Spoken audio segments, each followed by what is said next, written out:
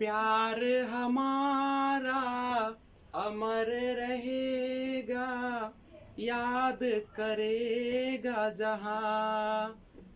तू मुमताज है मेरे ख्वाबों की, मैं तेरा साहे जहां। ओ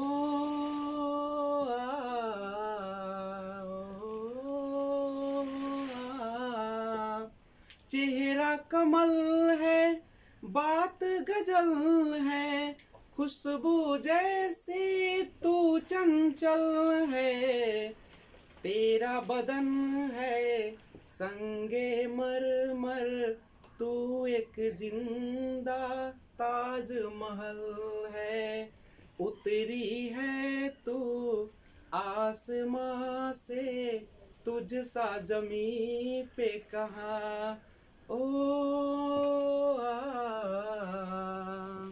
प्यार हमारा अमर रहेगा, याद करेगा जहां।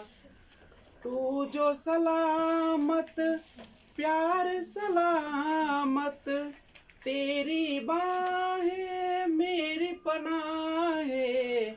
हमको इतना चाहा है तू, और खुदा से क्या मैं मांगू। नाम वफा का तुझसे है जिंदा, तुझ पे है जा कुर्बा। ओ प्यार हमारा अमर रहेगा, याद करेगा जहां। तू मुमताज है मेरे ख्वाबों की, मैं तेरा साहे जहां। Hello friends, this is Vijay Rajput and welcome to learner eyes by BRP. EBS के तहत हम आज पार्ट 4 लेकर आए हैं आपके सामने, और जिसका शीर्षक है झूम खेती। देखिएगा, वैसे झूम खेती जो की जाती है वह पहाड़ी इलाकों में की जाती है, और झूम खेती करने का जो तरीका होता है वह बिल्कुल अलग होता है। कैसे?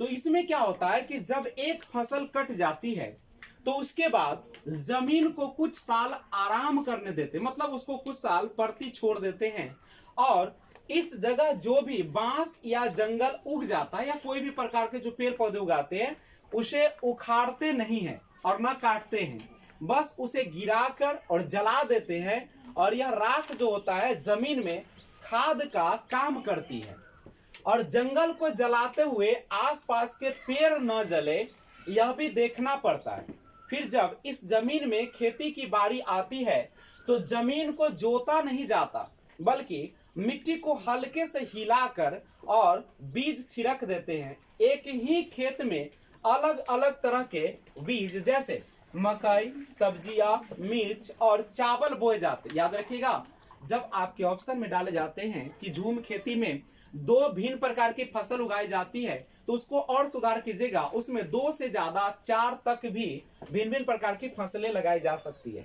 फसल के समय भी अनचाही घास और पौधों को उखाड़ते नहीं है, उन्हें गिरा देते हैं ताकि वह जमीन की मिट्टी में मिल जाए। इससे भी मिट्टी की उपजाऊपन जो होती है सो बढ़ जाती है। इतना ही नहीं, और क्या होता है देखिएगा, इसमें एक और चीज होती है। अगर किसी परिवार में किसी कारण खेती का काम पिछड़ जाता है तो दूसरे लोग मदद के लिए आ जाते हैं। इनका सिस्टम बहुत ही अच्छा होता है। अगर मान लीजिए कि कोई परिवार जो है और वह अगर काम कर रहा है और वह खेतों में अगर उसकी फसल में पिछड़ापन आ गए, पिछड़ गए हैं, तो बगल वाले लोग जो होते हैं उसके मदद के लिए आ जाते हैं, और बस उस परिवार को उन्हें खाना खिलाना पड़ता है। काम आपका कर देंगे, आपके बोझ है तो ढो देंगे या जो कुछ भी है मदद करेंगे, लेकिन आपको खाना खिलाना पड़ेगा। और मुख्य फसल चावल की ही होती है। फसल तैयार होने पर उसे घर ले जाना पीठ तोड़ काम मेहनत का काम होता है, माने बहुत ज्यादा मेहनत का काम होता है। सड़कें तो है नहीं, ऊंचे नीचे पहाड़ है, चूंकि ये पहाड़ी इलाके पर होती है तो काफी ज्यादा जो होते हैं उसमें क्या होती है, पहाड़ होते हैं, ऊपर नीचे जमीन होते हैं, जिस पर बोझ को ले जाना इतना आसान नहीं होता है। और पीठ पर लाद कर ही सारी फसल लानी पड़ती है, जिसमें कई हफ्ते लगते हैं। फसल पकने पर गांव में सबसे बड़ा त्योहार मनाया जाता है और सब साथ में खाना पकाते हैं और मजा करते हैं, और चिराव नाच भी वे लोग करते हैं।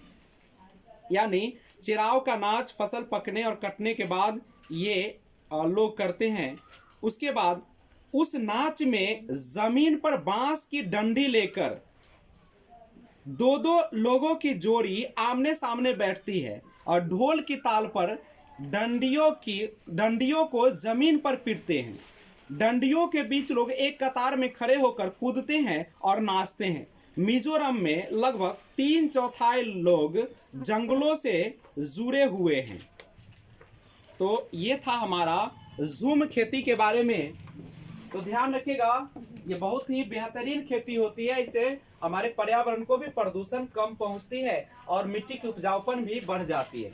तो मैं आशा करता हूं कि झूम की खेती के बारे में जो जानकारी दी गई वो आपको समझ में आ गया होगा। अगर आप नए सब्सक्राइबर हैं तो इस चैनल को सब्सक्राइब कर दीजिएगा। चैनल का नाम आपको पता ही नहीं दिख रहा है तो नीचे देखिए, वो मेरे आइकन पे दिख रहा होगा, नहीं तो लर्नर आइज बाय BRP पर क्लिक करेंगे तो वहां से एक मेरा इमेज टाइप का आएगा, उस पर आप प्रेस कर दीजिएगा, आइकन आएगा, उस पर क्लिक करिएगा तो आपको आएंगे वहां पे होम और वीडियो पर क्लिक करके सारा वीडियो मेरा देखकर आनंद उठाए और अपनी सफलता की कदम में एक कदम और आगे बढ़े। तो मैं आशा करता हूं कि आप इस चैनल को लाइक, शेयर, सब्सक्राइब और कमेंट जरूर करेंगे।